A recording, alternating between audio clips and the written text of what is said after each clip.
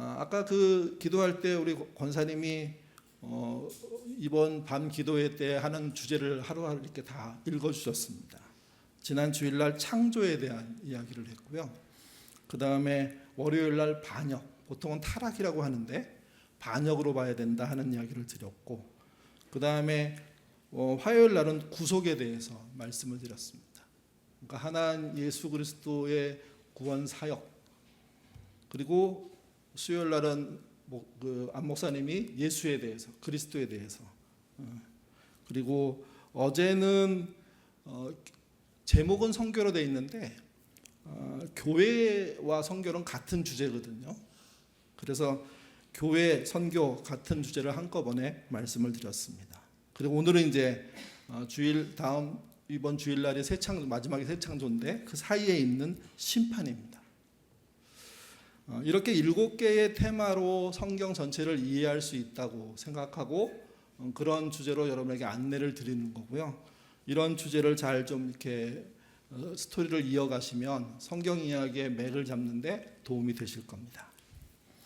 오늘은 이제 심판, 완성을 위한 필연적인 과정이란 제목입니다. 질문은 좋은 거라고 얘기합니다. 근데 여러분, 모든 질문이 좋은 건 아닙니다. 질문 중에는 뻔한 질문도 있고요, 형식적인 질문도 있습니다. 마음이 없는 질문, 나쁜 질문, 실제 존재하죠. 좋은 질문이 뭘까? 본질을 파악하려고 하는 질문입니다. 또 핵심을 정리하게 하는 질문입니다. 고민 속에 함께 답을 찾기 위한 질문입니다. 제일 나쁜 질문은 알면서 물어보는 겁니다. 알면서 아나 모르나, 어떻게 생각하나 한번 떠보는 질문, 그거 좋지 않습니다. 좋은 질문을 한다면 좋은 답을 들을 가능성이 높습니다. 물론 좋은 질문을 했다고 해서 모두 좋은 답을 듣는 거 아닙니다. 의외로 더 나쁜 답을 듣기도 하죠.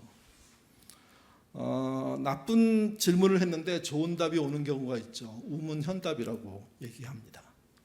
어쨌든 질문은 우리에게 필요한 것이고, 그 질문을 진지하게 잘 생각해서 하는 사람에게는 삶에 좋은 답들이 많이 생기게 될 가능성이 높다는 겁니다. 좋은 질문은 어떤 질문일까요? 앞에서 이렇고 말씀드렸죠. 제가 생각하기에 좋은 질문은요, 구체적인 질문입니다. 제가 서점에 가서 이제 이렇게 이런저런 책 뒤적거리다가 리처드 칼슨이 쓴 사소한 것들로 하는 사랑이었다라는 책을 이렇게 읽게 됐습니다. 짧게. 그러면서 거기 있는 몇 가지 질문들에 대해서 이런 질문을 할 수 있었구나 하면서 이렇게 기억에 남는 게 있는데요. 결혼한 부부가 꼭 물어야 될 2가지 질문이 있답니다. 사실은 2가지가 아니라 여러 가지로 나오긴 하는데 저는 2가지만 이렇게 기억에 남더라고요. 하나는 이겁니다. 당신의 꿈은 뭐야? 그걸 한번 물어봤어야 한다는 거죠. 부부라면. 왜 그러냐면 부부로서 살기 위해서 부부 생활을 하면서 꿈을 펼치는 사람도 있지만 사실은 꿈을 접는 사람도 있거든요. 또는 접을 수밖에 없는 사람도. 그런 차원에서 생각해 보면 실제 두 부부가 어떤 꿈을 갖고 있는지 확인해 보고 자신의 꿈에만 관심 갖지 않고 상대방의 꿈에 관심을 갖는다면, 또 상대방의 꿈이 실현되도록 돕는다면 더 행복할 거라는 거죠. 그래서 구체적으로 당신이 꿈꾸는 게 뭐야? 옛날에 있었지 지금은 없어, 그렇게 말할 수 있는데, 그렇다면 지금 다시 꿈꿀 수 있는 건 뭐야? 물어볼 필요가 있다는 겁니다. 또 하나는요, 나와 지내면서 뭐가 가장 힘들었어? 이런 질문이 구체적인 질문이라는 겁니다. 부부 생활이라는 게 좋을 수 있죠. 좋기도 하고요. 그러나 힘든 것을 참는 것이기도 합니다. 그럴 때 오랫동안 나를 참아준 사람에게 나를 참아줄 때 가장 힘들었던 것 1-2가지를 해결해 줄 수 있다면 그것처럼 존중하고 그것처럼 행복하게 만드는 게 어디 있습니까? 그러니까 질문을 잘 던지는 거, 그리고 그 질문에 답을 찾는 거, 그럴 때 인생에, 결혼에 희망과 소망들이 생긴다는 거죠. 우리 예인 교인들도 부부로 살고 계시다면 상대방의 꿈이 뭔지 한번 물어보십시오. 직장생활 열심히 하는 남편의 아내, 또는 가정을 지키고 있는 아내 또는 남편의 어떤 꿈이 있는지, 그리고 나와 살 때 뭐가 힘들었는지, 그것을 해결해 주는 게 진짜 신앙인다운 삶을 사는 겁니다. 신자가 신앙생활하면서 하나님께 질문을 가질 수 있습니다. 성경을 읽어도 잘 모르겠고 궁금하긴 하고, 그래서 그것을 아둘람에서 물어볼 수도 있죠. 또 서로 좋은 답을 찾아줄 수도 있습니다. 신자들이 하는 질문이 다 좋을까? 그렇지 않습니다. 지나치게 자기 안녕만 생각하고 성공만 생각하고 평안만 생각하고 자기 행복만 생각하고 형통만 묻는 질문을 던진다면 시간이 지날수록 그 사람과의 관계는 불편해질 겁니다. 자기밖에 모르기 때문에. 상대방이 어떤 상황에 있는지 묻는다면 꽤 좋은 질문을 하게 되는 겁니다. 지난주에 들었던 그 기도 제목을 내놓은 그분이 다시 이번 주에 만났는데 과연 그 일주일 동안 어떤 일이 벌어졌는지 묻는다면 정말 속 깊은 질문들이 될 겁니다. 또 하나, 기독교인들이, 신자들이 잊지 말아야 할 게 있습니다. 하나님의 뜻이 무엇인지 물어야 됩니다. 하나님의 뜻은 성경에 적혀 있지만, 그러나 또 하나님의 뜻은 신자의 마음속에 생각나는 것이기 때문에 생각나게 하시는 하나님을 의지해서 하나님, 이 문제에 대한 하나님의 마음, 하나님의 뜻, 그런 걸 좀 얻고 싶습니다 하고 물을 때 하나님이 그 마음에 무언가 주실 수 있거든요. 그런 게 매번 성공하지 못한다고 하더라도 지속적으로 물으면서 마음속에 떠오른 생각들을 잘 살펴보고, 그리고 그 중에 선하고 바른 방식의 일들을 추구한다는 것, 그게 신자로서 매우 괜찮은 삶을 살고 있는 거죠. 또 이런 질문도 하셔야 됩니다. 사람의 마지막이 어떻게 되는지, 세상의 마지막이 어떻게 일어나는지. 성경은 현실의 얘기도 하지만 미래의 얘기도 함께하는 책입니다. 그리고 미래의 얘기에 대해서 생각보다 꽤 많은 내용의 방대한 내용들이 성경에 들어있습니다. 미래의 내용 중에 우리를 가장 두려워하는 게 뭐냐? 그게 심판입니다. 하나님이 세상을 심판하십니다. 그 심판에 우리도 열애가 아니라는 겁니다. 우리의 조상들도 열애가 아니고 우리의 후손들도 열애가 아니듯이 우리도, 나도, 지금 있는 우리도 열애가 아니라는 겁니다. 그 심판에 대해서 오늘 나누려고 합니다. 심판에 대한 질문을 하기 전에 성경은 고대인에게 한 하나님의 말씀이라고 말씀을 드렸습니다. 그렇기 때문에 고대인의 관점에 관련돼서 심판이라는 내용을 써놨다는 사실을 잊지 않으셔야 됩니다. 구체적인 합리적인 언어보다 그림 언어가 훨씬 많습니다. 논리적으로 따져가는 말보다 특별히 심판에 대해서 무언가 상징적이고, 그리고 무언가 애매모호한 어떤 선에 서 있는 듯한 모습으로 이야기하는 부분들이 많다는 겁니다. 그래서 성경에 있는 심판에 관한 이야기, 첫 번째 우리가 눈여겨봐야 될 건 고대인이라는 거죠. 고대인들에게 심판 또는 재판은요, 요즘 우리가 TV에서 보는 것과 달랐습니다. 각 마을마다 성의 문이 있습니다. 성이 잘 완비한 마을도 있고 성이 없는 마을도 있겠지만, 어쨌든 문이 있고 그 문 전, 그러니까 앞뒤로 마당, 광장이 있었죠. 그곳에 마을의 어른들, 보통 그분들을 장로님이라고 부르는데, 장로들이 나와서 앉아 있습니다. 그러면 그 마을에 살고 있는 사람들이 들어가고 나가면서 인생의 궁금한 것부터 시작해서 개인적인 갈등들, 가족 간의 갈등들, 그런 것을 상담하고, 그리고 때로는 범죄 행위에 대한 심판도 받는 역할들을, 그런 걸 얘기하는 자리가 그 광장에서 이루어지는 겁니다. 그러니까 그곳에서의 고발이 있을 수 있죠. 그래서 많은 장로님들이 모여서 함께 이 문제를 논의하고, 그래서 결론을 내기도 합니다. 그러니까 고대인들에게 재판은, 심판은 광장에 모이는 거고, 광장에 모인 어른들이 문제를 갖고 온 사람의 문제를 풀어주는 겁니다. 그래서 크리스토퍼 라이퍼는 이렇게 얘기했습니다. 같이 한번 읽어보죠. 읽겠습니다. 깨어진 관계를 해결하고 적절한 배상이나 처벌을 결정하고 한쪽이 다른 쪽에 대해 제기하는 소송이나 불만을 듣고 무죄하거나 억울하게 고소당한 사람들의 혐의를 벗겨주고 누군가를 착취하거나 괴롭히는 사람을 제지하고 필요시 처벌하는 일이다. 그러니까 고대인들의 입장에서 심판은 잘못을 바로잡는 겁니다. 물론 중범죄를 저지르면 거기에 준하는 동해복수법이라고 하죠. 복수법이라고 하죠. 복수에 해당하는 결론도 내릴 수 있습니다. 그런데 그런 일이란 흔한 일은 아닙니다. 마을 사람들 안에 소소한 내용들을, 문란한 내용들을 성문 앞에서 장로들에 의해서 판단받는 것, 그게 재판인 거죠. 이게. 근데 여러분, 그런 재판만 그때 있었을까요? 아니요. 더 중대한 국기문란이나 반역 같은 경우에는 왕의 앞에서 재판이 이루어집니다. 예루살렘으로 가야 하는 겁니다. 그 심판에 대한 작은 마을들에 흩어져 사는 사람들의 입장은 어떨까요? 누가 왕 앞에서 재판받는데, 심판받는데 자체가 공포입니다.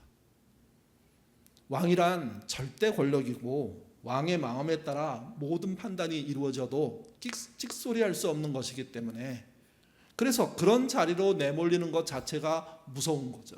힘든 거죠. 어려운 겁니다. 왕에 대해서도 이 정도로 두렵다면 여러분, 전능하신 하나님이 심판한다고 얘기할 때 그들은 어떤 마음을 가졌을까요?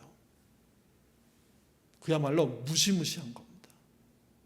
그래서 고대 그림 언어로 기록되어 있는 심판에 관련된 내용은요, 뭐 불구덩이, 유황, 번개, 바다의 그 파도, 이런 식으로 거칠고 무시무시한 일들이 동시다발적으로 이루어지는 것으로 표현되고 있다는 겁니다. 그러니까 지금보다 고대인들이 훨씬 하나님의 심판을 무서워했습니다. 아마 지금 기독교인들 중에서도요, 하나님이 심판하신다 그러면 그런가 봐 라고 생각하는 분 많을 겁니다. 마지막 날 하나님이 우리의 행위를 심판하신데 그거 있으면 있으라지, 이런 사람 많을 겁니다. 요즘의 문제는 그겁니다. 그런 공포, 그것에 의해서 자신의 삶을 돌아보는 삶, 이게 줄어들고 이게 사라지고 있는 겁니다. 지금처럼 과학적인 시대에 그런 일이 있겠어? 또 믿으면 구원인데 구원 다음에 무슨 심판? 그야말로 고대인보다 훨씬 오버해서 하나님의 권능이 있다는 그 심판을 무시하고 있는지 모른다는 거죠. 정리하면 이렇습니다. 고대인들은요, 지금 사람들보다 훨씬 심판을 무서워했습니다. 사실 무시무시한 거였습니다. 두 번째 심판은 악마와 사탄과 관련된 이야기라고 생각합니다. 이거는 처음에 선악과를 먹은 사건부터 그렇죠. 인류의 첫 심판은 하나님이 선악과를 먹은 아담과 하와, 그리고 사탄을 심판하는 거였습니다. 먼저 사탄 심판입니다. 창세기 3장 14절 15절입니다. 읽겠습니다. 여호와 하나님이 뱀에게 이르시되 내가 이렇게 하였으니 내가 모든 가축과 들의 모든 짐승보다 더욱 저주를 받아 배로 다니고 살아있는 동안 흙을 먹을지니라. 내가 너로 여자와 원수가 되게 하고 내 여자 후손도 여자와의 후손과 원수가 되게 하리니 여자의 후손은 내 머리를 상하게 할 것이요 너는 그의 팔꿈치를 상하게 할 것이니라 하시고, 13절에 사탄이 받은 심판은요, 다른 짐승보다 더 큰 저주를 받았다고 표현되어 있습니다. 또 그때 사탄은 뱀으로 표현되잖아요. 배로 뛰어다니고 흙을 먹는다고. 여러분 잘 보시면 죽음에 관한 게 아닙니다. 그 사탄의 일생이 고생스럽고 저주 안에 있고 하나님의 심판을 끊임없이 반복하는, 그 벌을 계속 받는 이런 상태로 표현되어 있습니다.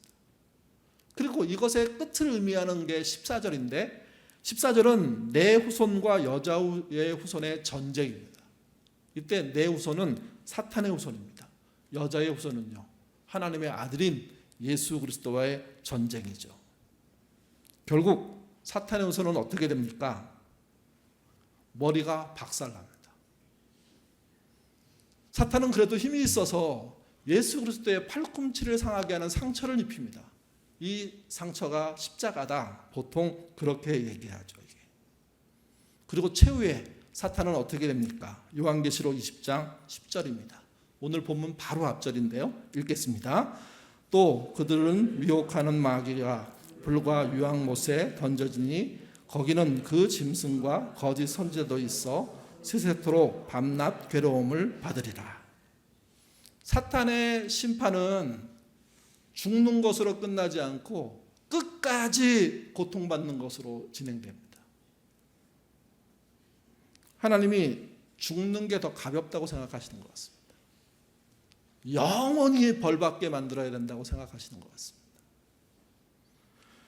사탄의 심판이 이렇다면 다음 심판은요, 사람 심판입니다. 사탄의 심판을 하신 하나님이 사람도 심판하십니다. 선악과 사건에서 그렇다는 거죠. 하와에게는 남자에게 순종하라 하는 식의 벌을 주십니다. 또 출산의 고통 이런 부분들이 나오죠. 아담에게는 저주받은 땅에서 경작하고 먹고 살아라. 근데 그 땅이 가시덤불과 엉겅퀴를 낼 거다. 많은 방해 속에 경작해서 가족을 먹여 살리는 사람, 이게 남자에게 떨어진 벌입니다.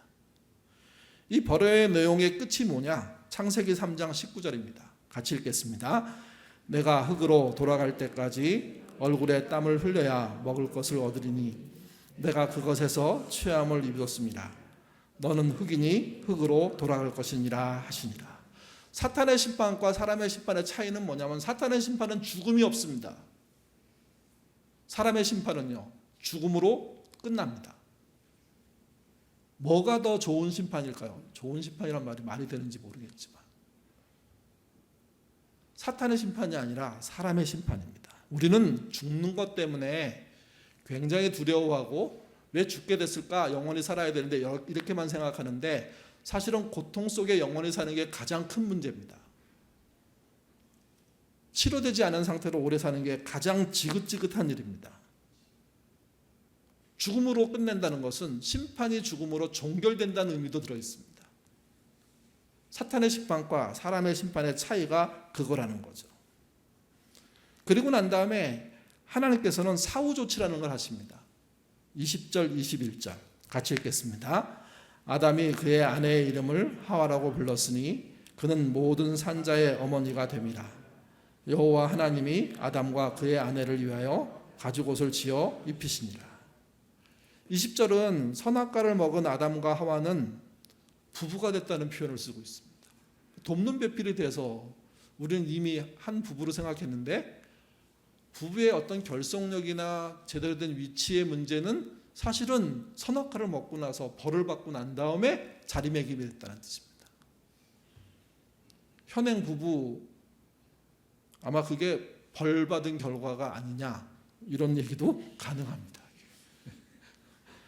왜 웃으십니까? 또 한 가지는 21절인데 벗은 몸 때문에 그들이 부끄러워했잖아요. 그래서 하나님이 당신만 해줄 수 있는 조치를 하시는데 그게 가죽옷을 지어 입히는 겁니다. 피를 강조하는 분들은 이게 희생시켜서 옷을 만들었으니 예수의 십자가와 이렇게 비견될 수 있는 은혜다 이렇게도 설명하고, 근데 그렇게 보는 것이 어렵지는 않지만 그래도 그렇게까지 막 억지로 연결시키는 모습보다는 하나님만 해줄 수 있는 조치라고 볼 수 있다는 거죠. 그래서 뭘 가려주시냐? 수치를 가려주시는 겁니다.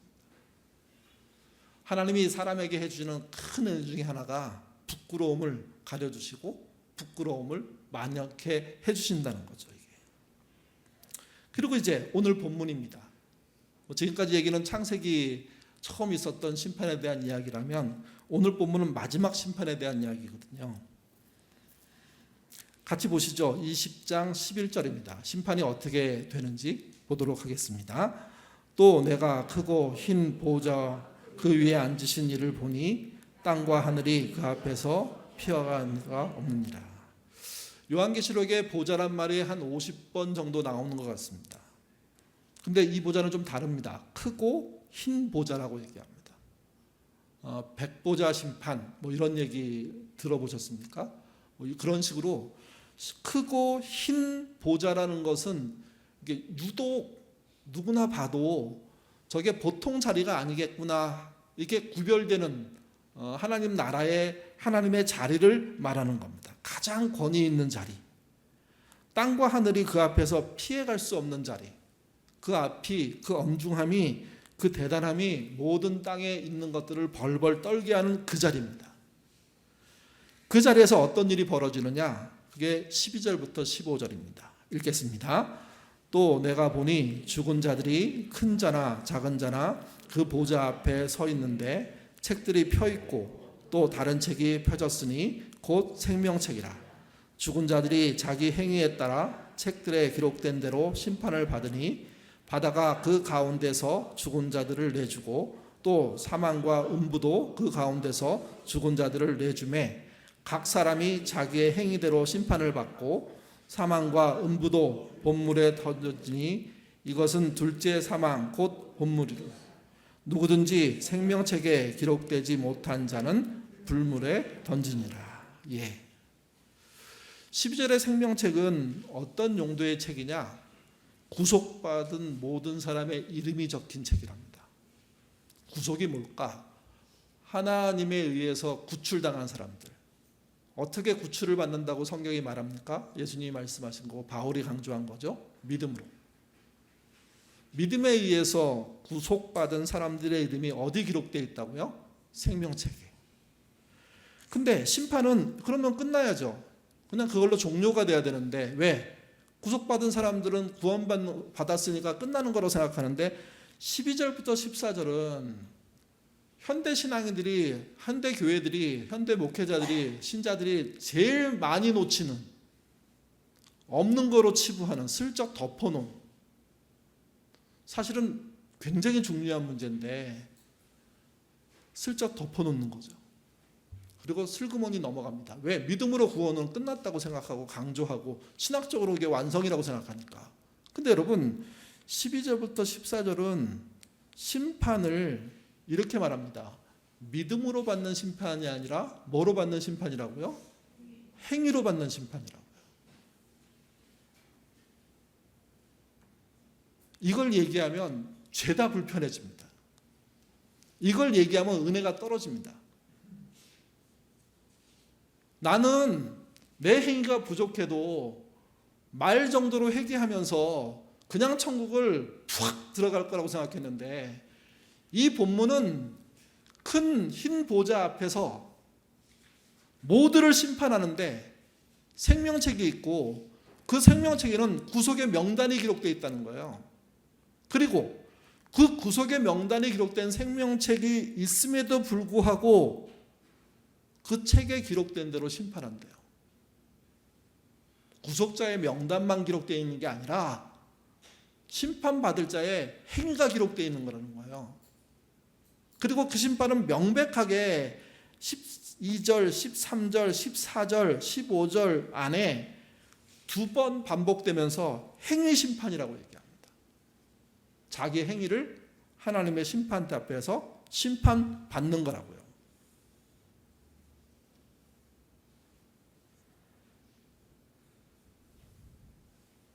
그래서 통과하지 못하면 그러면 결국 사탄처럼 던져짐을 당한다는 거죠. 바다에, 사망에, 물속에, 본물에. 심판을 기독교들은 너무 만만하게 보고 있습니다. 심판을 나는 믿었어로 전부 다 정리 끝났습니다. 근데 문제는 이겁니다. 믿음으로 인해서 구원에 들어갈 수 있는 자격을 얻었음에도 불구하고 행위 심판은 모든 자를 기다리고 있습니다. 그래서 그런 말 나오잖아요. 부끄러운 구원과 영광스러운 구원이 존재한다고요. 꾸중 듣는 구원과 정말 칭찬받는 구원이, 상급 있는 구원과 상급이 없는 구원이 있다고 얘기하죠. 이건 대단한 논쟁이 있는 말입니다. 그래서 상급을 이렇게 보는 분 계세요. 구원이 상급이다. 무슨 뭐 아파트가 있고 무슨 몇 평이 있고 금집이 있고 그런 게 있냐. 웃기는 소리 하지 마라. 구원받았다는 것 자체가 상급이다. 어떤 분은 그 상급에 차등이 있을 거다. 이 논란은 정리되지 않았습니다. 여전히 서로 논쟁하고 있는 것인데, 근데 그 결과 바로 앞에 있는 것은요, 행위 심판이에요. 요즘 교회들이 요한계시록을 얘기하지 않고 이 심판을 말하지 않습니다. 이 심판을 말하지 않으니까 신자들은 사실은 굉장히 당당하지만 마지막 심판 자리에 가면 정말 어이없는 일을 당할 겁니다. 그래서 이 본문을 여러분 기억하셔야 됩니다. 심판은 끝난 게 아닙니다. 심판은 우리를 기다리고 있는 거죠. 우리의 행위대로 하나님이 심판하신다고 이 본문에서만 2번 연속적으로 강조하고 있습니다. 그 강조하는 심판의 내용은 생명책에 다 기록되어 있다고. 우리의 행위가 분명 믿음으로 구원받지만 행위 심판이 있다는 것도 사실이라는 사실을 여러분 잊지 않으셔야 됩니다. 어떻게 진행되느냐 한 절을 더 보죠. 데살로니가 후서 1장 8절에서 9절입니다. 읽겠습니다. 하나님을 모르는 자들과 우리 주 예수 복음에 복종하지 않은 자들에게 형벌을 내리니 이런 자들은 주의 얼굴과 그의 힘을 영광을 떠나 영원한 멸망의 형벌을 받으리라. 누가 행위 심판을 받냐? 첫 번째, 하나님을 모르는 자, 안 믿는 자들 행위로 심판을 받으신다고 얘기하고, 또 하나 우리 주 예수의 복음에 복종하지 않은 자들, 믿었는데 따라가지는 않은 자들, 믿는다고 얘기하고 삶으로는 없었던 자들, 거기에 따라오는 결론이 뭐냐? 형벌이라는 겁니다. 영원한 멸망의 형벌을 받으리라. 여기도 2번 반복해서 얘기하고 있습니다. 그래서 여러분, 심판이 있다는 사실을 기억하십시오. 아무리 불편해도 우리가 예수를 믿고 그 은혜로 구원받는 사람이지만, 그러나 우리의 끝은 심판입니다. 그 심판을 통과하는 게 우리가 해야 될 일입니다. 우리의 숙제입니다. 이걸 내버려두고 행복한 생활 끝에 영원한 천국까지 이어지는, 마치 그냥 엄청난 속도의 기차를 타고 한 번에 휙 통과하는 것처럼 얘기하는 모든 이야기는 헛소리입니다. 이 얘기는 여러분을 협박하기 위해서 하고 있는 게 아닙니다. 성경도 여러분을 힘들게 만들기 위해서 하는 말이 아닙니다. 하나님은 그렇게 하실 거기 때문에 말씀드리는 것이고, 그렇게 하시는 하나님 앞에 가기 위해서 우리가 지금 잘 준비할 필요가 있다고 얘기하는 것이기 때문에 말씀드리는 겁니다. 여러분 생각해 보십시오. 진짜 행위 심판을 하나님이 큰 흰 보좌 앞에서 우리를 하신다고 하면 거기를 만점 받고, 아니 만점은 아니더라도 우수한 성적으로 통과할 수 있는 사람이 몇 명이나 될까요?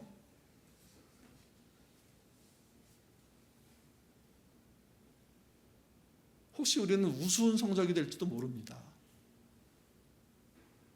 그래서 그런 농담 옛날에 저 많이 듣고 목사를 해야 되나 말아야 되나 고민했는데, 천국에 갔더니 목사가 없더라, 이런 얘기 막 하잖아요.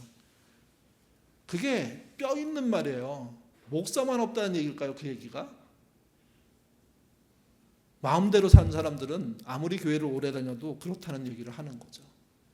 이 얘기는 절대 못 가 이런 말을 하고 하는 게 아니라, 우리 지금 정신 차리고 그분의 심판이 있다는 사실을 알고 겸손하게 내 일상을 잘 책임지는 존재로, 지난 일주일 내내 말씀드렸지만 선교는, 구원은, 복음은 어디 나가서 뭘 하는 게 아니라 일상을 믿음으로 사는 거라고 말씀드렸잖아요. 공의로운 개인과 정의로운 개인과 공의로운 사회를 만들면서 사는 거라고. 그러면 그 행위 심판 앞에 통과할 수 있는 힘들을 얻게 될 것이거든요. 그런데 그게 아니라면, 이렇게 하나님의 최종 심판에 대한 완료가 되면 그거에 대한 반응들이 성경에 몇 군데 있습니다. 특별히 창조 세계가 반응한다고 하는데요. 시편 96편 10절에서 13절입니다. 읽겠습니다. 모든 나라 가운데 이르기를 여호와께서 다스리시니 세계가 굳게 서고 흔들리지 않으리라. 그가 만민을 공평하게 심판하시라 할지라도 하늘은 기뻐하고 땅은 즐거워하며 바다의 거기와 공주 밭과 그 가운데 있는 모든 것들은 즐거워할지니라. 그때 숲의 모든 나무들이 여호와 앞에서 즐거이 노래하리니 그가 임하시되 땅은 심판하러 임하실 것입니다. 그가 의로운 세계를 심판하시며 그의 진실하심으로 백성을 심판하리라. 백성을, 사람을, 열방을, 인간을 심판하는 것을 기뻐하는 존재가 있다고 얘기합니다. 창조 세계랍니다. 사람에 의해서 수탈당하고 엉망이 된 피조 세계, 거기에 있는 짐승, 모든 식물, 모든 하나님이 만든 창조물들이 기뻐한답니다. 왜? 인간이 망치고 있는 게 회복되기 때문에. 로마서도 똑같은 말이 있죠. 피조물이 고대한 바는 하나님의 의로운 심판이라고요. 하나님의 의로운 사람들이 등장하는 거라고요. 이게. 그래서 이 말씀을 우리 기억해야 됩니다. 우리가 많이 잘못 살고 있고 많이 망가뜨렸습니다. 우리만 힘들게 된 게 아니라 우리로 인해서 창조세계 전체가 어려워진 겁니다. 그들은 기대합니다. 하나님의 아들들이 와서 이 땅을 회복하는 것을. 그렇게 될 때 그들은 기뻐할 것이라고 곳곳에 말하고 있는데 그게 우리가 심판받는 그 자리가 그들에게 기쁨이라는 겁니다. 근데 여러분, 그들에게만 기쁨일까요? 우리에게는 아닐까요? 우리도 이 땅의 이 큰 고통의 정말 그 진흙탕 속을 빠져나가는 거 아닐까요? 그래서 행위 심판이 무섭지만 그 심판으로 가는 날을 기대하면서 지금을 성실하게 사시면 됩니다. 가다 실패하면 다시 시작하고 가다 실패하면 다시 시작하는 게 우리가 해야 될 일입니다. 하나님께는 정상 참작이라는 게 아주 큽니다. 100% 아니요, 50% 아니요, 20, 30% 그거 해내려고 애쓴 그 사람에게도 하나님의 자비와 은혜가 있다는 거죠. 그리스의 왕 중에 자리오커스라는 왕이 있습니다. 온 나라 사람들이 밥 먹듯 불륜을 행했답니다. 누구도 죄의식이 없습니다. 왕의 생각에 이러다가는 부부가 깨지고 가족이 깨지고 그 다음에 사람 마을이 깨지고 나라가 깨질 수도 있겠다 하는 위기의식이 느껴졌습니다.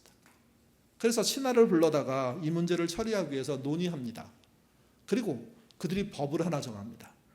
불륜을 저지르면 칼로 눈을 찌르기로, 양눈을 다. 그러면 불륜이 안 저질러질 것이라는 생각을 고대인들이니까 했던 거죠. 그 법을 발효하고 나서 첫 번째 걸린 사람이 누구였냐? 왕의 아들이었습니다. 왕의 아들이란 다음 왕을 말하는 겁니다. 왕이 너무 심각해졌습니다. 정말 무섭게 벌하겠다고 해서 나라의 기강을 새로 잡고 싶었는데 그 나라의 기강을 새로 잡기도 전에 아들을 잡게 생긴 겁니다. 아버지가 고민하고 드디어 재판을 하는 날이 되었는데, 심판을 하는 날이 되었는데 왕으로서 당연히 아들도 처벌해야 되는 거죠. 신하들은, 백성들은 진짜 원래 하기로 한 그 심판을 할까? 해도 문제고 안 해도 문제 아니야? 하면서 모든 관심이 그것으로 집중됩니다. 결국 재판은 그 잘못이 인정됐고 그래서 처벌을 하기로 합니다.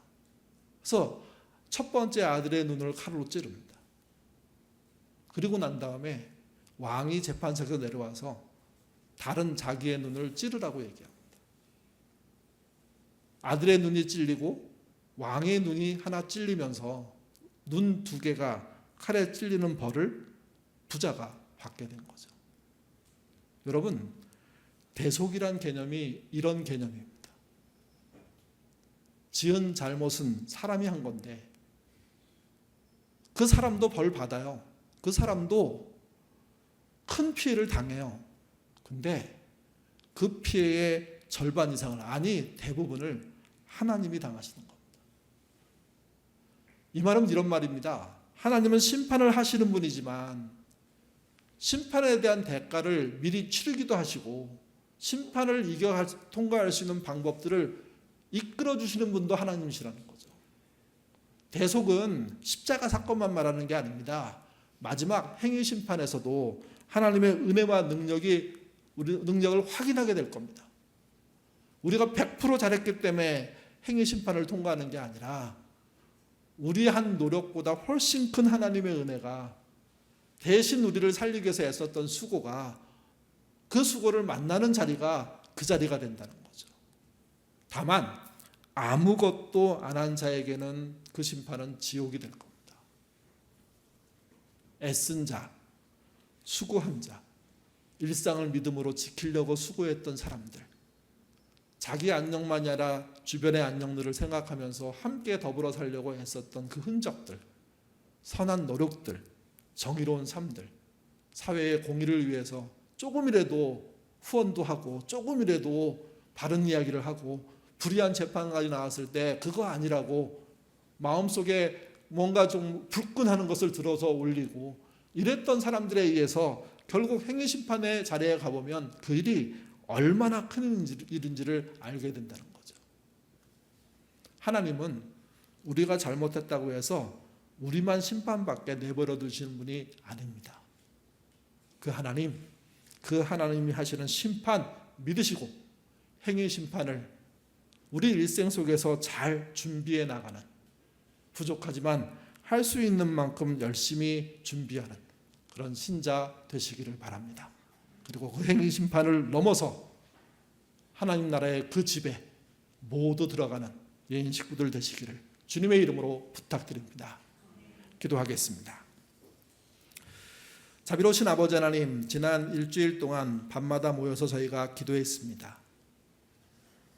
그리고 말씀을 나누었습니다. 성경의 이야기들을 좀 정리하고 싶은 마음이었습니다. 성경의 이야기를 7개로 나누었고 오늘까지 6가지를 나누었습니다. 창조, 반약, 구속, 그리스도, 교회와 선교, 그리고 심판. 이제 주일날 저희는 새 창조에 대한 이야기를 합니다. 성경의 큰 흐름을 기억해야 될 이유는 이것이 하나님의 역사의 흐름이기 때문에 그렇습니다. 우리 앞에 남겨진 것은 교회와 심판이고 새로운 창조입니다. 우리가 교회를 통해서 어떤 삶을 살아야 하는지가 결국 심판의 자리에 다다르게 할 것인데 그 심판 잘 준비하는 신자 되도록 인도하여 주옵소서. 무서운 하나님의 심판이 있다고 해서 주눅들어 아무것도 못하는 달란트를 땅에 묻었던 사람들처럼 살지 않도록 하나님 인도하여 주옵소서. 내게 맡겨진 일을 통해서 나름 남기고 나름 나누기 위해서 애쓰는 삶 사는 우리가 되도록 인도하여 주옵소서. 사람이 이게 100% 잘해낼 수 없습니다. 그러나 애쓰고 수고하는 자에게 하나님의 은혜가 있음을 저희가 믿습니다. 그 믿음을 통해서 작은 양심을 지키려고 애쓰는 그런 신자 되게 하옵소서. 남을 이기는 일보다 남과 함께하는 일, 불의한 일보다 정의로운 일, 나 혼자 잘 사는 사회보다 공의로운 사회 생각하게 하시고 그 노력, 그 수고를 알뜰하게 챙겨가는 신자 되도록 인도하여 주옵소서. 아마 우리는 90% 100% 해내지 못할 겁니다. 많아야 절반 할까, 아니 그 이하도 안 될 때도 많을 겁니다. 그때마다 다시 한번 시작하고 다시 한번 도전하고 다시 한번 하나님께 매달리고 기도하고 그렇게 조금씩 하나님을 향해서 가는 우리가 되도록 인도하여 주옵소서. 성경의 복이 하나님께 가까이 가려고 하는 것이 복이라고 했습니다. 가까이 가내는 것도 복이겠지만 가려고 노력하는 그 과정이 복이라고 하신 그 말씀을 쫓아 우리의 행위를 심판하는 그 자리까지 가는 그런 예인의 식구들 되도록 도와주시옵소서. 일주일 내내 기도한 사람들이 있습니다. 가정에서, 일터에서, 유튜브로, 또 나들목에서 그들의 기도를 들어주시옵소서. 헛되지 않음을 알게 하옵소서. 응답을 주시옵소서. 그래서 그들의 마음속에 쌓여있는 것들이 풀려지는 그런 응답의 역사들을 우리가 간증할 수 있게 도와주시고, 그게 자랑이 아니라 서로 격려가 되는 교회 될 수 있도록 주님 인도하여 주옵소서. 병자들에게 함께하여 주옵소서. 그들의 병을 치료하여 주옵소서. 기적이 사라진 시대라고 말하지만 여전히 하나님의 표적과 이적은 나타납니다. 불가능한 병이 치료되는 역사 있는 교회 되게 도와주시고, 또 오랜 치료를 하는 자들에게 관심이 꺼지지 않는 교회 될 수 있도록 인도하여 주시며, 누군가 널 위해 기도한다는 것이 정말 사실인 교회 될 수 있도록 주여 인도하여 주옵소서. 또한 아버지 하나님, 일터에서, 사업장에서, 직장에서 정말 힘겹게 하루하루를 견디며 일하는 사람들이 있습니다. 그의 손과 발을 지켜주시고 그의 건강을 지켜주시고 그가 그렇게 노력하는 그곳에 합당한 소득이 있도록 주님 인도해 주시며, 아프지 않도록, 자신의 일 때문에 주눅들지 않도록, 정말 주를 섬기는데 부족하지 않도록 주여 은혜를 내려주시고 보호해 주시고 인도하여 주옵소서. 시험을 준비하는 아이들이 있습니다. 한 명 한 명 붙잡아 주옵소서.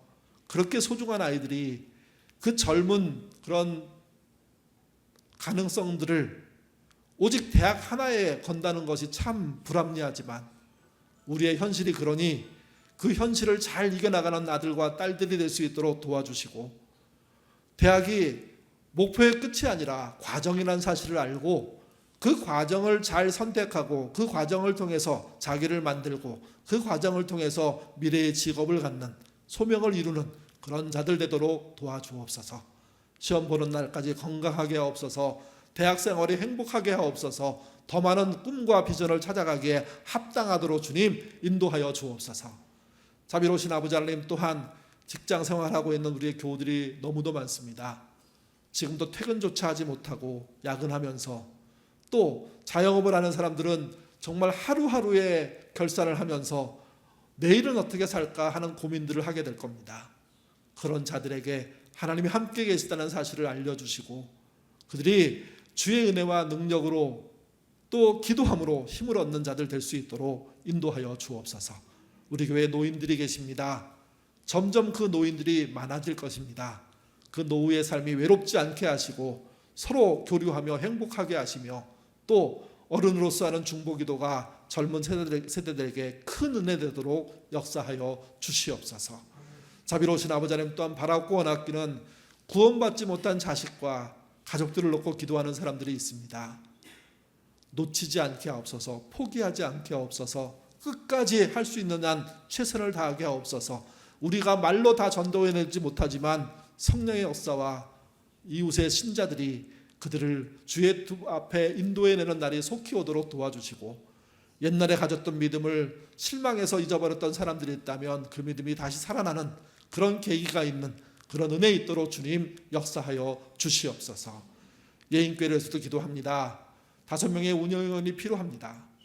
해마다 이런 과정들을 저희가 반복하고 있습니다.